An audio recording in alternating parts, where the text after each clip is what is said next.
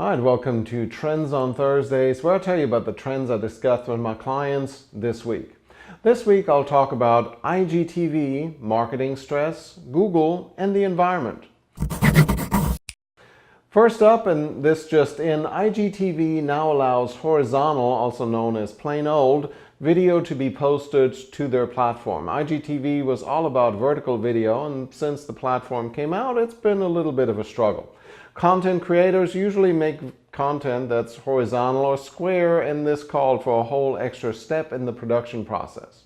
If you're watching this on IGTV, you will see that this video is still in vertical format simply because I'm not convinced that users will like horizontal on IGTV.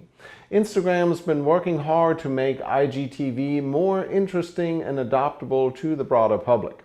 A 60-second version of an IGTV video can also be posted in the regular feed to get your attention. While we're at it, Instagram is also playing with hiding like and follower accounts, what we call vanity metrics, because they actually mean very little. Depending on who you are, what matters is how many people that matter to you see your post, or how many followers you have in the area that you actually do business in, and so forth. On the other hand, numbers imply a certain amount of social proof, and I fully expect an influencer uprising if they actually go through with it. Next, according to a study by Outbound Marketing, the top 3 reasons for not achieving business goals are not having enough money, not having enough time, and not knowing how to effectively market the business. And those are the things that typically cause stress for business owners to begin with. Of course, having said that, 86% of respondents prefer to spend their time on things other than marketing, and 50% don't even have a marketing plan. Most also spend very little time and money on their marketing, sometimes opting for whatever it is that we've always done. Those that at least do some marketing feel like organic social media is the most successful, followed by paid social and event marketing. Some of those answers could, of course, have to do with the fact that all 3 of those have very obvious metrics associated with them. Number of likes and shares, and in case of event marketing, butts in seats, as they say. The obvious problem is that without a plan, it's hard to make informed decisions, and 25% responded that they weren't even sure how they wanted to grow their business, which is a whole other problem altogether. I talked to a business owner last week that spends $8,000 a month on marketing, but didn't really have any idea of who the target market was or what they care about. If you're wondering how much you should spend on your marketing, well, it depends on your industry. If you're a utility, for example, the average is 0.5%, retail 4.7%, consumer services 10.7%. No matter what, you should have a budget and a plan. Next up, I talked about the changes coming to Google search engine results pages, SERP, last week. Now another interesting change, ads and website results will be clearly marked with the favicon, whichever way you want to pronounce it. It's the little icon that's on the tab on the top of your browser next to the bookmark. That's, by the way, where it gets the name. It's the favorites icon from Internet Explorer.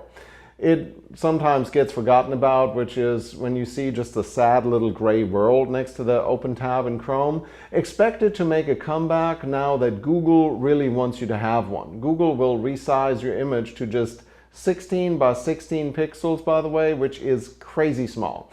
Google will also continue to improve what they call useful actions, like playing a podcast or making a purchase directly in search results.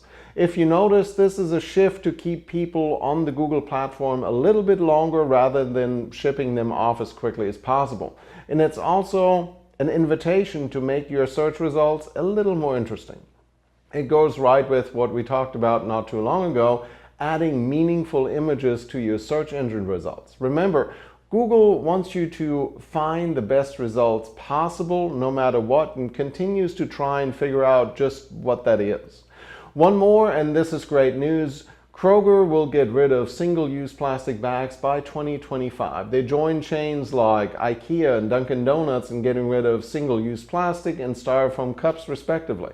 Remember, every year we somehow manage to dump 8 million metric tons of plastic into the marine environment. If you're wondering how much that is, think 80 aircraft carriers of plastic bags and straws and all the other things we don't really think about on the daily. Some of the biggest companies are committed to going green, from McDonald's and Google to Walmart and Target. It's important and hip to care about the planet. More and more people actively care about their environmental footprint as well.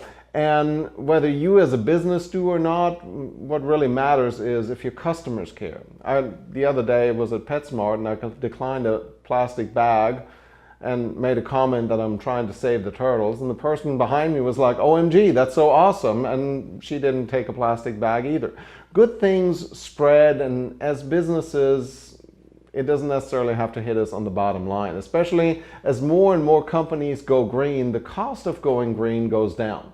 Think about that. Well, that's it for your Trends on Thursdays. I would love for you to share this video with somebody that needs to think about their marketing plan or the environment. I'll be back on Monday with my thought starter. I'm Tobias Wilhelm.